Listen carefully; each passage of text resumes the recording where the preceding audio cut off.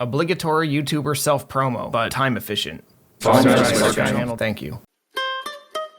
Buying games as a kid. Either you all know what it was like, or I'm gonna sound like a boomer telling you what it was like for me. It was a rare event. 1 or 2 times a year maybe you get a new game. You scrape your money together wherever that comes from, or maybe your parents take you out to a game store to pick something out. You ask for Unreal Tournament and your mom gives you a look and asks if it's violent. You, of course, say no. Then she asks the guy at the counter and he says, oh yeah, it's as violent as they come and it's awesome. You can look down your scope and shoot people's heads right off. Blood goes everywhere. Now that fuels your excitement further, but of course simultaneously sells you out. So like, F you Brad, you should have had my back. You knew what was on the line. One year as a kid, I somehow scraped together a bit of cash. I went to my local game store, and this was in a small town before the likes of EB Games or GameStop moved in, and I gazed at those PS1 games behind the glass case, face pressed to the window like some salivating troglodyte. And there it was, behind the glass.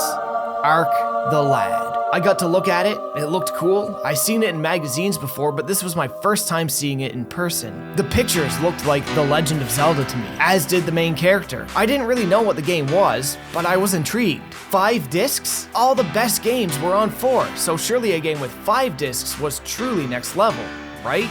I had to have it. But then I looked at the price tag and I looked at my money, which was like 15 bucks. There was no way. So back into the case it went. Perusing the other games, only one game lined up to my interests and my budget, so I ended up with Shadow Madness. Yeah, I know, it's not a good game, but a part of me still appreciates it for what it is. There is a good game buried in there, it just never found its way to the disc.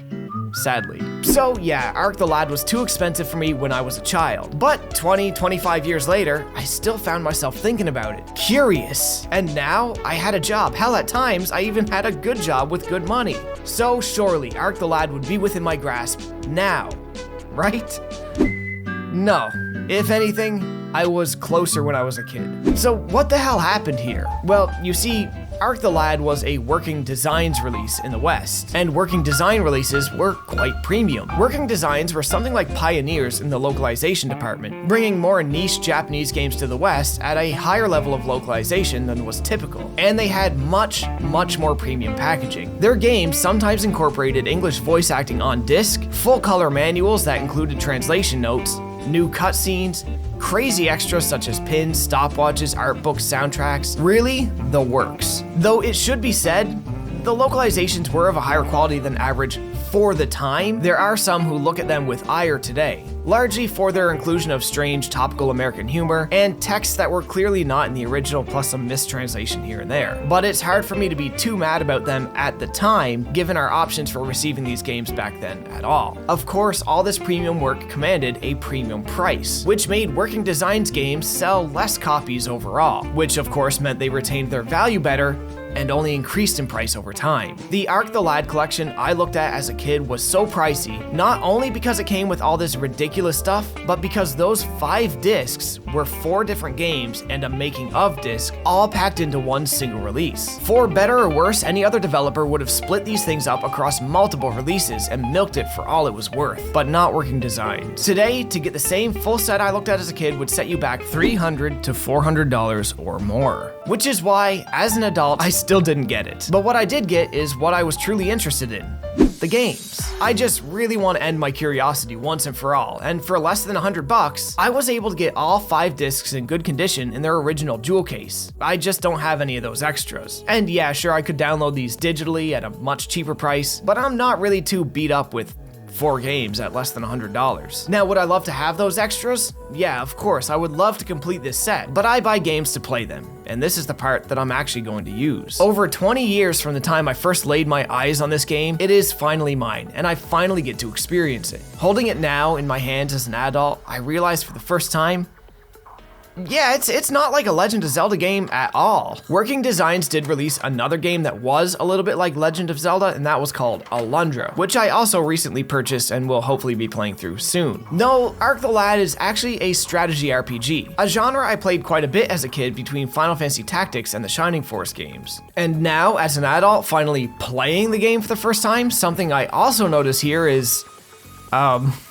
It's fucking goofy. Like, sometimes this game just feels like a cartoon. And I don't mind, really, I don't. And I promise, this isn't copium for the money I had to spend on it, nor the rent it owes me for all the time it was living in my head all these years. So today, we're gonna do something I don't normally do. Since this video is only covering the first Ark the Lad game, one disc out of these 5, and the first game is so short, we're going to recap the whole story, beat for beat, so you guys can see what I'm talking about, why I say it's kind of like a cartoon. But it should be noted up front, this game was never meant to be more than anything but a prologue for the real adventure, which is Ark the Lad 2. A game we're not covering today, but seems to take itself much more seriously. Of course, that's something I'll know better when I eventually play that one. So for now, let's get the story started. Ark the Lad 1. One hell of a goofy prologue. The story begins. On the bad advice of a deceptive town mayor, a young girl named Kukuru scales a mountain and extinguishes a sacred flame called the Flame Scion, unknowingly giving an ancient Ark fiend passage to the mortal world and triggering a sudden snowfall, the first one in 10 years. While this is going on, Ark leaves home on a quest up the same mountain to discover what happened to his father 10 years prior during the last snowfall. Unbeknownst to Ark, his father was fulfilling a fated obligation and knew he would not return that night, and that Ark would leave in 10 years to scale the mountain, all a part of ensuring humanity's survival. When Ark arrives at the mountain, he finds Kukuru ready to go back up and relight the flame, having not been able to shake the feelings of doubt over extinguishing it. Ark takes the torch from her and promises to light the fire in her stead. A short way up the mountain, however, Ark comes face to face with the resurrected demon and, well, he gets his ass handed to him and it's kind of hilarious. Bang. Just like that, our valiant hero is dead.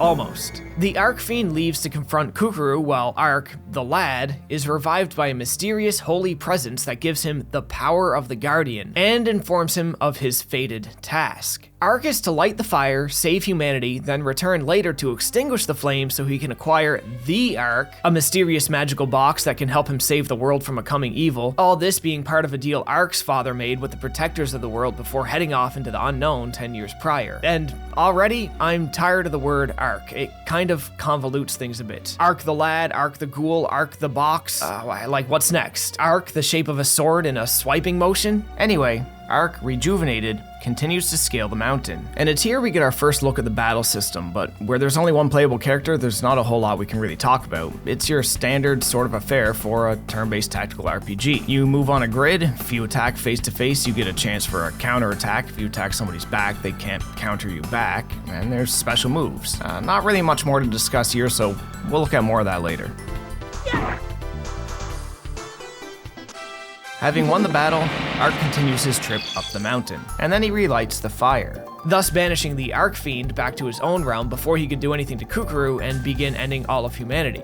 Sometime later, with Ark understanding his fate and word of his accomplishments getting around, the King of Palencia summons him for a meeting. On the way, Ark meets up with Kukuru, who tells him she's definitely not in love with him, but will follow him because she feels their fates are intertwined. Starting to think this Kukuru chick might be a man, cause that's some heavy 5 o'clock foreshadow. It's either that or she's covering up for a lot of guilt. Probably shouldn't have let a mayor with all the charisma of Yubaba's giant baby convince you on some dumb shit, but hey, that's just my opinion. There's easier ways to meet guys than extinguishing 1,000-year-old flames, but you know, just putting that out there. When they meet the king, his minister wants proof that Ark is who he says he is before they divulge ancient family history about the Ark to Ark. So Ark is tasked with going out and killing some monsters. While in the field, he finds out the king's entire battalion was wiped out by the monsters save for one dude, the pudgy little marching band member Poco. Poco joins in the battle with Ark and takes on something of a support role. He's like a bard type character. While he does have offensive abilities, most of his actions are meant to increase character defense or attack, stuff like that. Together, they defeat the monsters and return to the king, only to find the minister doesn't believe them because no way all my people died and you didn't, you must be lying. Good thing the castle is being closed on by monsters then. So Ark and friends unite with Kukuru at the gate and repeat what they just done moments before in the field, proving to the minister they are who they say they are. Then the king tells his story. Long ago, mankind almost extincted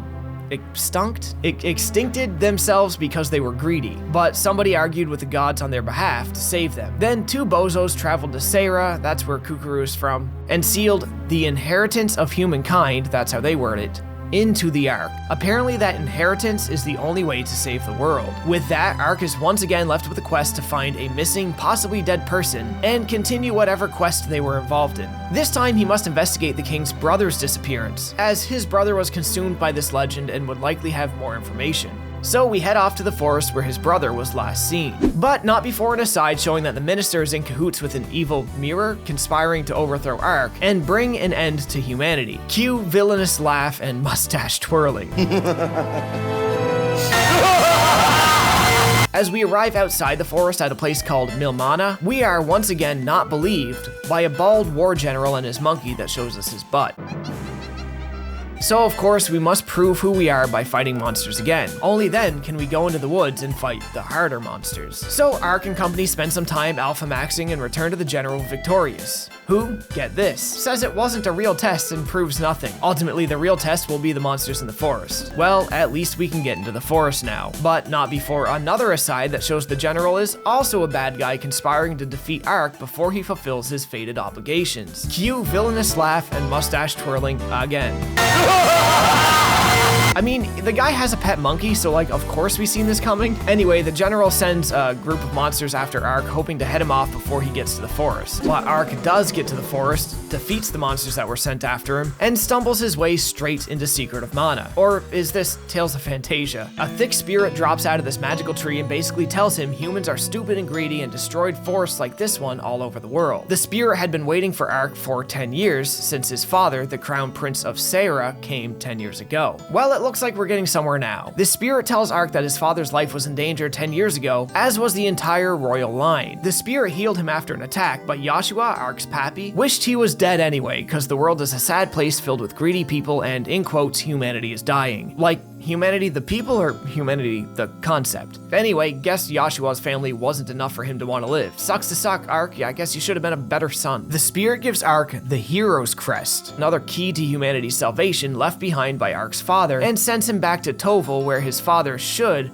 make the way clear for him, whatever that means. Ark takes it to mean his dad is still alive in some way, but then the spirit leaves to get her cheeks clapped in the great beyond, and Ark is left with more questions than answers. From here, we take an airship from Milmana and land outside Palencia, where we hear the king is awaiting us. Outside the king's quarters, the party witnesses the elite corps transporting who they assume is a dangerous criminal. Kukuru, however, doesn't think they have the eyes of a criminal, so they must not be, right? $10 says they're a future party member. Guards posted by the door tells the party the criminal used to be a royal guard but was arrested because he doesn't believe in the minister's plan to evict citizens to make more space for guards and soldiers, effectively turning Palencia into a military state. The criminal is thrown into a cell and Ark and company enter the throne room to find the king is ill and his business is being handled exclusively by the minister. Yeah, totally. He's definitely ill, for sure.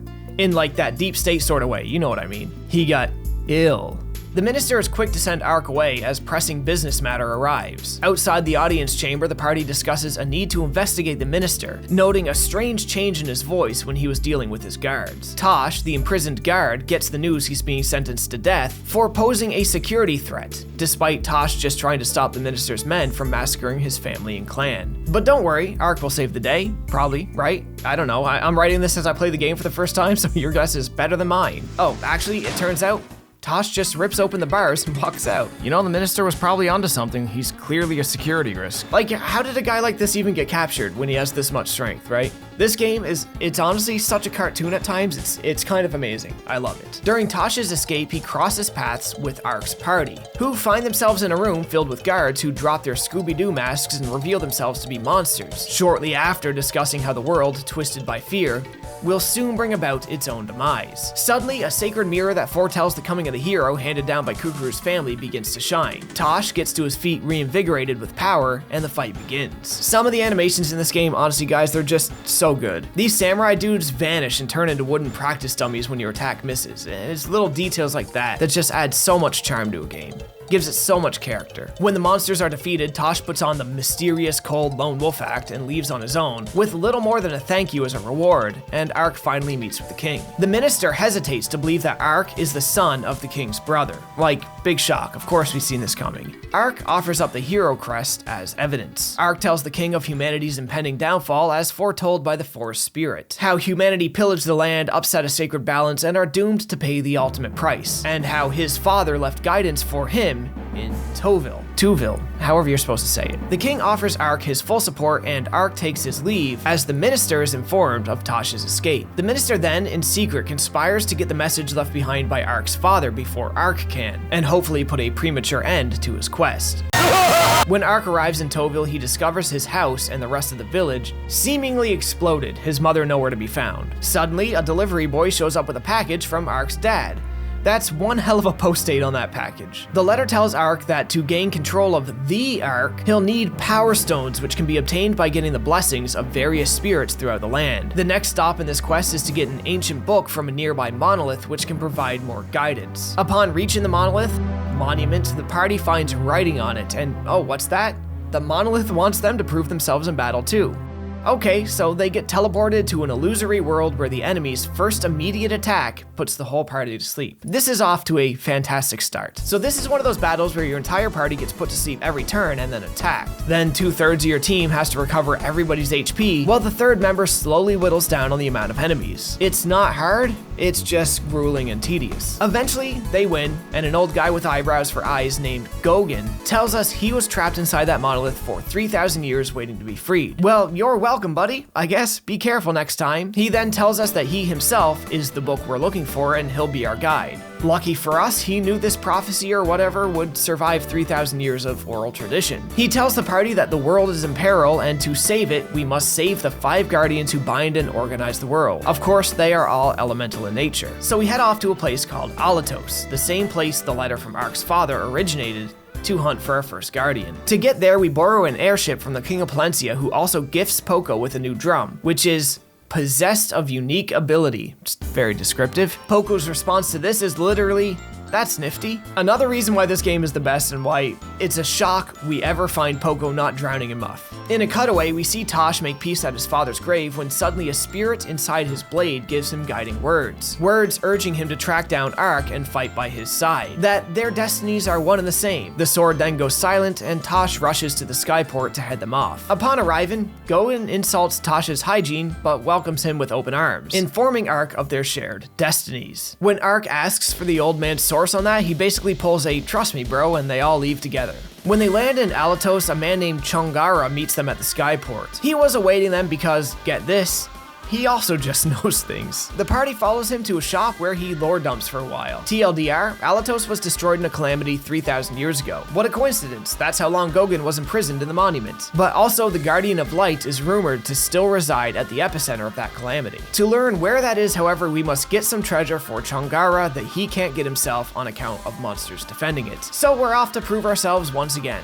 5 levels down in a dungeon, we retrieve the treasure, then travel all 5 levels back up. And yes, the battles reset on each floor. With the treasure in hand, Chongara tells of a chance meeting with Yashua, Ark's father, 10 years ago, and how Yashua carved the path for what would become Ark's fated journey through Alatos. Then they head off to the Light Guardian's domain the next morning. At this point of the game, we have a sizable party and a whole bunch of abilities, so it's probably time to take a closer look at the combat. As I mentioned earlier, it's a grid-based tactical RPG system with the normal bells and whistles. General stats determine your turn order, attack, defense, magic, and special abilities, and your movement distance. But the system does go a little further than this. Ark the Lad uses a fairly simple but effective counterattack system that makes character positioning and orientation key. Any attack done face to face comes with the opportunity for the defendant to counterattack, so it's generally good strategy to position your face to any potential enemy attack at the end of your turn, and to position yourself to the enemy's back while attacking. There's also unique stats for throwing and jumping. Jumping allows you to pass over gaps in the map or characters who otherwise block your path, as under no circumstances can 2 units occupy 1 grid space at a time. This can be a cause of major annoyance for any character that does not have a jump ability. You'll end up finding that the units on the battlefield act more like walls than anything else. There is, however, equipable items that grant jump and throw abilities to characters who don't naturally possess them or have yet to unlock them, and these can be equipped at the pre-battle equipment check that happens at the start of every encounter. Generally, I have nothing new to equip heading into a battle, but I still check the system anyway. It's just good practice. The jump ability also allows you to access new areas on some battle maps that may contain treasure chests. Chests that themselves can hold very useful equipable equipment. It's highly recommended to gather all loot in every battlefield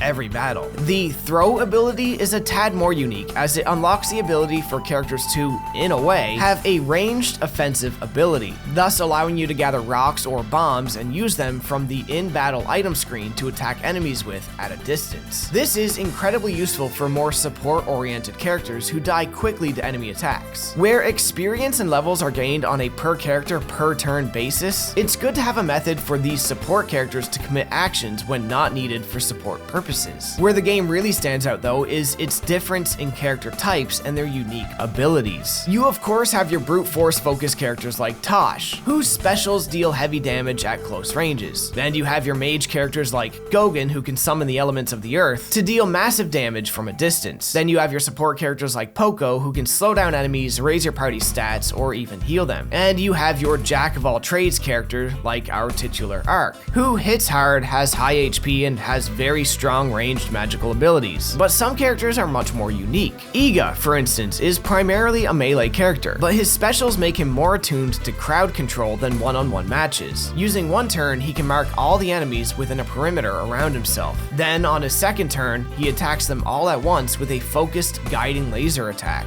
Kukuru was probably one of the characters I had the hardest time getting the hang of, but she is fast and can do damage, especially with her holy magic-based specials, but she also comes in handy more later as a support character when she unlocks the resurrection ability. This is actually extremely useful as items in the game are generally rare, and reviving items even more so than most. Chungara is probably the game's most unique unit, as he is our summoner. He can summon a number of different monster types, which all range in their approach to battle. Some are there strictly for attack support, where others can morph into different enemies on the battlefield and use their abilities. Others still support the party with localized healing. His most unique unit, however, weirdly enough, can create new ground tiles on the map, allowing for new strategies for flanking maneuvers or opening the path to treasure. That said, I didn't really use this feature too much. While I do engage in some strategizing, there's a certain caveman part of my brain that's just like, bash enemy face, you know, with reckless disregard, my words. And 9 times out of 10,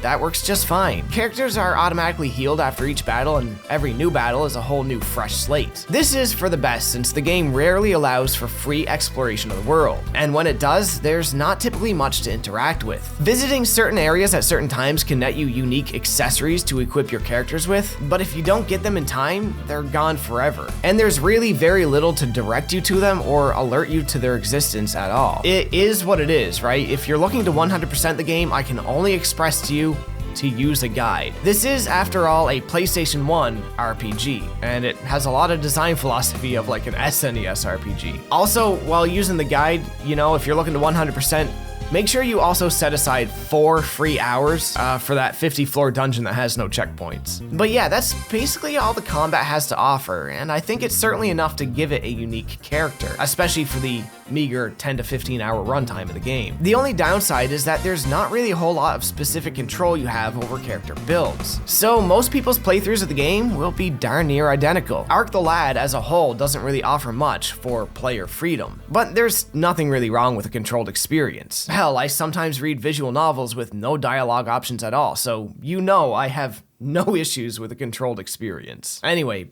back to the story. One battle later, we meet the weird frog guy from Dragon Quest VIII. He is the spirit of light and tells us to listen to the stories of the other spirits and also slay the monsters that imprison them so that we can, I don't know, make humanity less selfish somehow and return splendor to the world or something. It's all a very ropey plot. You know what? I'll just let the anime explain this part. It does a better job than I can. But, you know, Sony, don't come after me for this, okay, guys? This has been up on YouTube for years.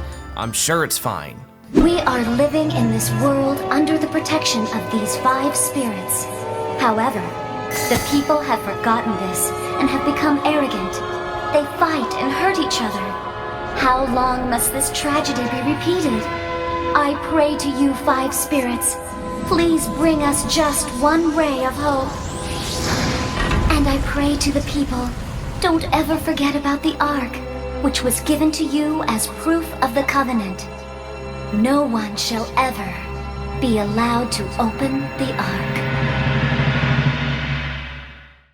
Anyway, dude then gives us the light stone and something called the King's Image. Chungara says the King's Image will let us steal the experience of another. I'm sure that'll make sense at some other time. I don't know. This Again, my first time playing the game. Next up, everybody takes off to Greyshine. Grayshin for the next Guardian. It's a strange feeling leaving a zone without a mustache-twirling villain reveal, but hey, I guess it has to happen eventually. Once in Greyshine, a cutaway reveals the Archmonk. Once in Greyshine, a cutaway reveals the Archmonk of Amidar, planning to stop Ark's journey to the top of Mount Amidar to protect the clan's sacred texts. Another bad guy in a position of power. Imagine my shock. To get to the mountain, the party has to cut through Amidar Temple. Of course, the clan does not approve, so to win passage, Ark battles their strongest warrior one-on-one. There's not much to this battle.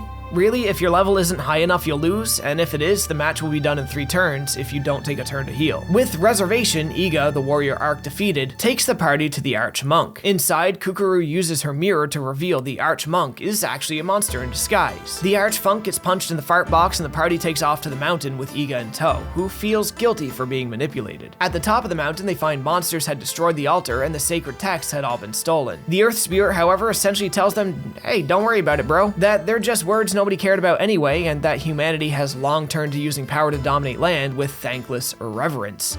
His words, not mine. Then he gives Ark the Earthstone, cause he's a trustworthy lad.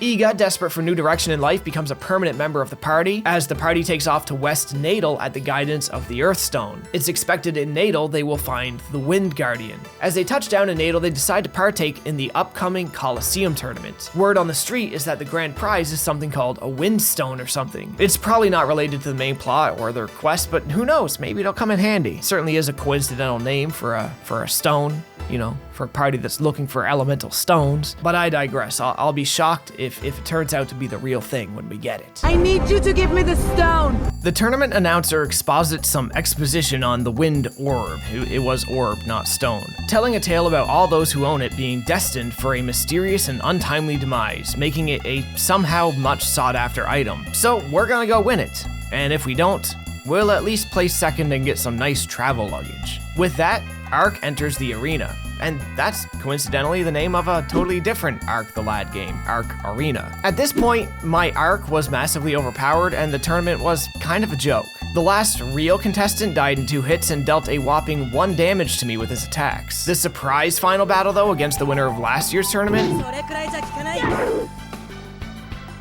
yeah, he was about the same. On the way out of the tournament that night with the orb in hand, the event organizer ambushes the team with monsters, revealing he had been killing the winners year after year to reuse the orb as a prize.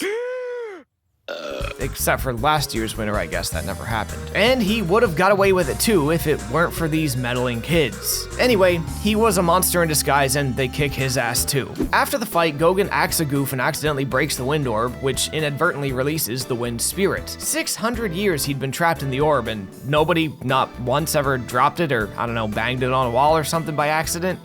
Crazy. He grants the party the Wind Stone and Tragedy Glasses. The Tragedy Glasses are just an item that I never actually really figured out what it does. The Wind Stone directs them to the Water Spirit in the desert of Zaraban. Arriving in Zaraban, a messenger approaches Ark, telling him he was sent by Ark's father so they could follow him to Saryu Village. Along the way, he stops at a high crest from which the entire village can be seen. Here, he tells the party the entire history of the land and how the once prosperous town died due to the wounds they inflicted upon the ecosystem. Well, it didn't do as much damage as it could have, as next we see a giant space laser literally evaporate the entire village. R.I.P. bozos. In the village, they find a group of monsters who scour the ruins to find the keys to the Water Guardian's shrine. A battle ensues.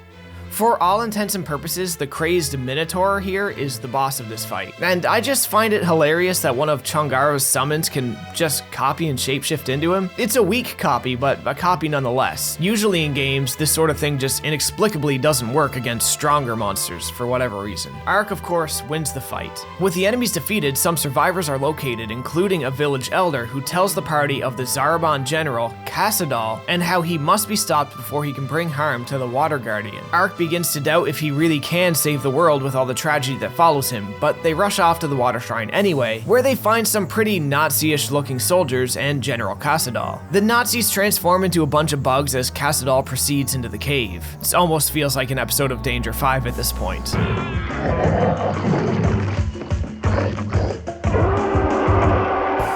So they kill the monsters outside the cave, and then they kill the monsters inside the cave. Hitler transforms into a fire golem for the fight, and in an accurate fashion, suicides himself at the end. Sorry, I believe the YouTube term is unalives himself. Anyway, not much to say here. He was doing what he was because he wanted control of the Oasis and the Water Guardian. Speaking with the Water Guardian, we find he's just some chill creature who's been shutting themselves off from the world and puffing on their hookah in peace. And I can respect that. But Ark is on a mission, so he retrieves the Water Stone. The Water Guardian gives us a side quest before we leave to destroy 10 monsters from the land, but I'm already OP as it is, so like, am I really gonna do this? I mean, yeah, of course I am.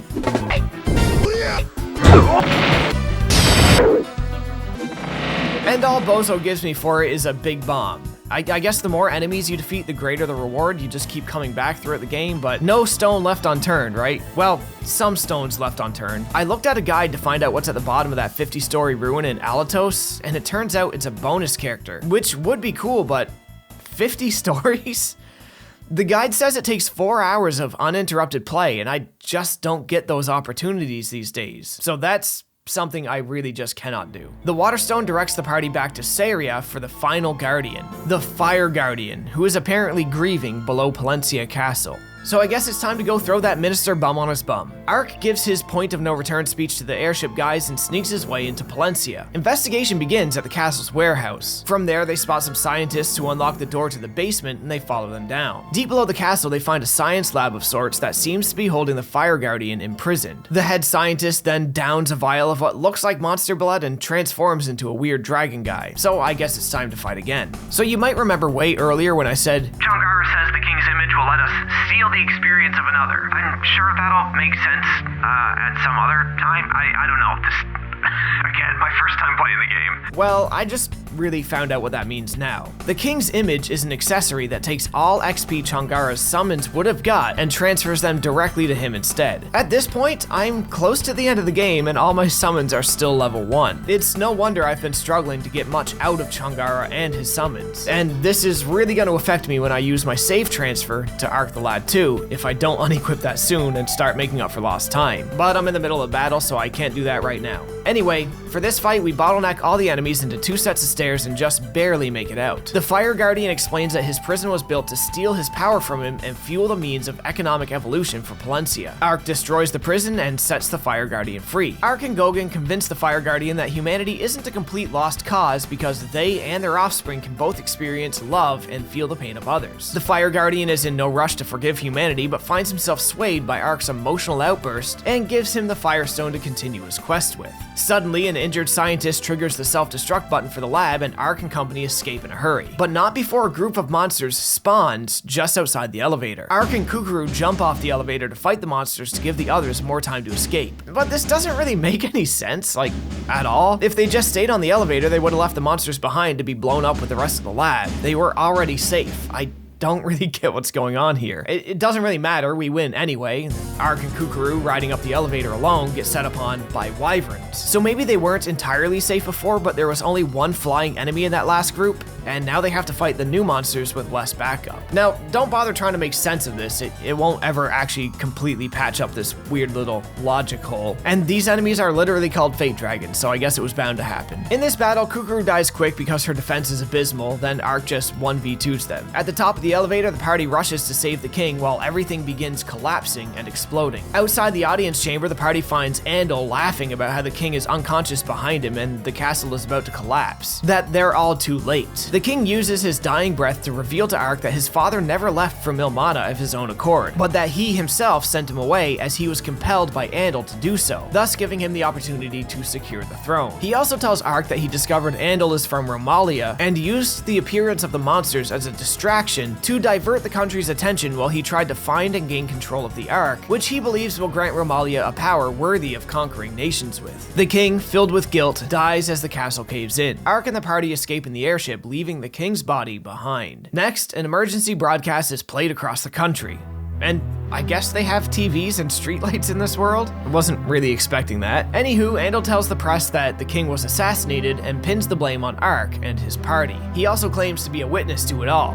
And he also claims that they hijacked the airship they escaped in. That one seems pretty easy to clear up, right? Like, I'm sure the pilots can just say something to the media about this? Like, hey guys, no, we weren't hijacked, we actually helped him out. With this announcement, Andal declares a state of martial law, and then we go to the weather. Donning emoji disguises, the party lands back in Saria. Never mind the fact we're still flying the King's hijacked airship, last seen in the hands of alleged terrorists. Apparently we only need to disguise the people who are on it. With their feet on the ground again, they decide to head up the mountain to extinguish the flame scion that was first prophesied toward the beginning of the game, which will then allow them to break the seal of the Ark. Of course, like before, only Ark and Kukuru are allowed up the mountain. Clearly, though, this was just Ark trying to get some alone time with a girl who definitely doesn't love him. Wink wink nudge nudge. After a steamy kiss, Kukuru extinguishes the fire and the Ark ghoul appears, only to leave shortly after, telling them that their battle will take place at the actual Ark itself. And look at that, it looks like other people can, in fact, climb the mountain. As Ark and Kukuru descend the mountain, the rest of the party joins up with them just ahead of a decisive battle. Then they take off for the Sabbatical Falls to break the seal of the Ark.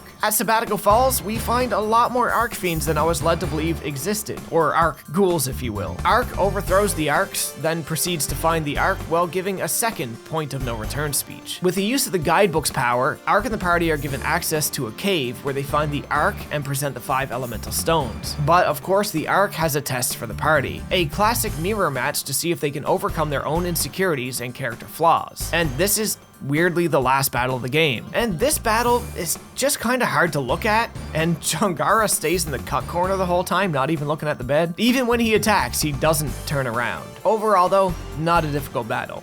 The enemies hit hard and they kill a lot of your party members pretty easily, but it's not a difficult battle. Victorious, trumpets sound as the Ark extols virtues onto Ark and tells him that his whole journey was just to affirm his moral character, and that with true love, bravery, and some other shit, they can banish darkness from the world, sending said darkness to the Ark itself to be imprisoned and return true love to the world at large. Inside the Ark are gifts for the party, very Wizard of Oz style gifts, courage for you, love for you, etc, etc. And I'm not joking, that's the big power we've been questing for. How saccharine. Well, Kukuru gets divine power, which I suppose could mean anything. Sounds super OP. If I were Ark, I'd probably trade my bravery gift for that. Besides, I think the events of the game already showed that he already has bravery and didn't need it gifted to him. Moving on, the spirits give some parting words about Ark's power to return humanity to a time of selflessness, but time is short and he has business to wrap up. Outside, they find Andal, who followed them to the Ark. Stupid Andal, the Ark doesn't belong in your hands, it belongs in a museum. Andal cannot be stopped, however, his numbers are too great. He recovers the Ark and takes the party in for imprisonment, where apparently Ark's mother yet survives. On the way to their prisons, however, an earthquake, a result of the Dark One's power and influence on the world, frees them from their captors, but separates Kukuru from the team. Too chicken shit to say I love you, Ark says peace out and leaves Kukuru with a quest to head back to the shrine and do some crap that should help, but that doesn't come to pass in this game. As Ark escapes the mountain, a giant tower rises from the ground, throwing everything into chaos. A prophecy come to fruition. Andal revels in his victory. Ark and company stare out to the horizon, forlorn and defeated by the apparent loss of their friend, Kukuru. But wait a minute, there she is on top of the mountain, and like they're not gonna throw her a rope or something? This world figured out magic, TVs, and airships, but can't figure out how to get her down from here? Like whatever. That's the cliffhanger ending of Ark the Lad, a game built from the beginning to be a short sort of adventure setter for the real full experience that comes next with Ark the Lad 2, which is gonna be a video for another time. Ark the Lad 1, like I said it earlier, it's a cartoon. And that doesn't really bother me any. I kinda like it, to be honest.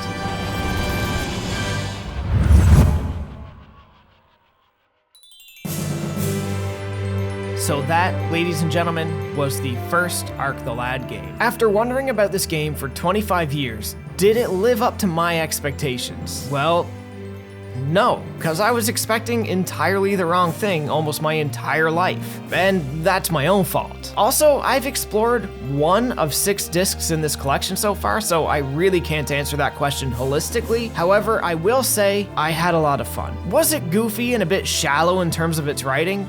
Absolutely. But in many ways, it is a product of its time and a product of, well, its own design, its own purpose. Ark the Lad 1 was never meant to be anything more than what it it is. And it's quite okay, really, to just have a traditional story of a band of heroes coming together in a quest to retrieve an ancient relic and prevent the spread of evil. The character cast is a little bloated for the runtime, meaning you don't really get to explore them all with that much depth. But without the cast being this size, I don't think the combat would have hit quite as well as it did. The choice they ultimately had to make was to display the combat in a lacking way, or display the characters and story in a lacking way, given the length and dev time of the title. Since they knew from the beginning that the second game would be the more fully fledged experience, the game where shit gets serious, so to speak, I'd say they made the right choice. Arc the Lad 1 is an appetizer, a primer, really, to get you ready for the full adventure, the full Arc the Lad multimedia experience. As an hors d'oeuvre, it fits its role amazingly well, and also makes it a little clearer why the whole series got localized at once. It's really not a standalone experience. The whole package here, this whole Working Designs release, is the whole intended experience. Lacking any part of this bundle means you're missing out. So I thank Working Designs for bringing it over the way they did. Even if it was cost prohibitive, had some of their lousy jokes written into the script, and turned out to be a way bigger project than they really bargained for. I believe I took on our collection because I had a temporary bout of insanity. But I gotta give props to them, especially for restoring content that was left out of the game accidentally or otherwise. The whopping 578-page strategy guide Working Designs sold at release for this collection highlights a number of the efforts they took to restore content throughout the book, and it's a super interesting read. Just as a couple examples, the original Japanese version of the game contained an item called the Throw Scroll, which activates the throw ability for a character who doesn't natively have it. However, during development, where the Throw Scroll would originally be collected was swapped out so that you receive instead the Antidote Ring. Working Designs discovered the Throw Scroll still in the code and found a place to reinsert it into the game, as it was never truly meant to be left out. Another thing they discovered as well, in the in-game monster book, there's an entry for the Great Serpent. However, the Great Serpent enemy was never completed and never appeared in either version of the game. Because of this, his entry could not be filled in, and the monster book was left with one blank entry. A total nightmare scenario for completionists. Working Designs tried to put the creature back into the game, but due to his incomplete code, it caused constant crashing. So they compromised to just give players his monster book entry for free when you first gain access to the book. There is a lot worth criticizing Working Designs for, and in some ways I'm sure you can criticize the restored content efforts. But it would be lesser localizers who wouldn't even try to address issues like this, and I would argue at the time, most localizers were lesser in this regard. I will never stand behind Working Designs 100%, but in context to the times and what their hard work gave us access to, not just the games, but a look into the process of localization at the time, I will always have some softball defense for them as a studio. They were pioneers. Flawed for sure, but pioneers nonetheless, paving the way for future studios and keeping genre titles alive when platform holders would have rather seen these genres die in the West. Working Designs had approached Sony about producing a US version of Arc 1 soon after the game was released in Japan. They asked again after the debut of Arc 2. And when Arc 3 was released, they came up with a bold idea. We approached it as doing all three games together in one exclusive box set. And when we approached it that way with Sony of Japan, they were interested in talking to us and licensing the game to us. I tried before writing the script to watch the Arc the Lad anime with intent on watching up until the events of the first game were concluded, only to find that the anime basically ignores the first game entirely, so I stopped watching after about 5 minutes. I really look forward to Arc the Lad 2 to see how they evolve the combat and approach the story and exploration, and hopefully after that, I can watch the anime. It feels so good to me and my old man sensibilities to be back to playing these crusty old ass games from yesteryear. My years. And it feels good to finally be putting this mystery to rest. This is home to me. This generation is me in my elements. With a baby at home, the short runtime of the first game was very welcome, but I'm ready to sink my teeth into the real thing next. So if you want to follow my journey through this series, subscribe to the channel and follow the socials. This journey is far from over. I too still stand at the top of the mountain, watching people who can easily save me fly away anyway. And I'm glad to see them go. I don't really want saving, not from this. So stick around for more, and as always folks, thanks for watching. Arc the Lad Collection is the largest anthology ever released in the United States. The end of the project is probably the most fun of ARC. It was a monumental task, and finishing it, seeing the end, seeing all the stuff coming together, packaging, seeing the stories get a really good critical reception. But the people were just amazed at how the story is and how deep it is, how much you can do. Really makes us, all of us glad to be involved with the game at this level. I mean, we're all very tired, but we're glad that, we did it. At least I think we're glad. Yeah, we're glad. From the Japanese people's point of view, the way this game is going to be released in the US causes us to be almost envious.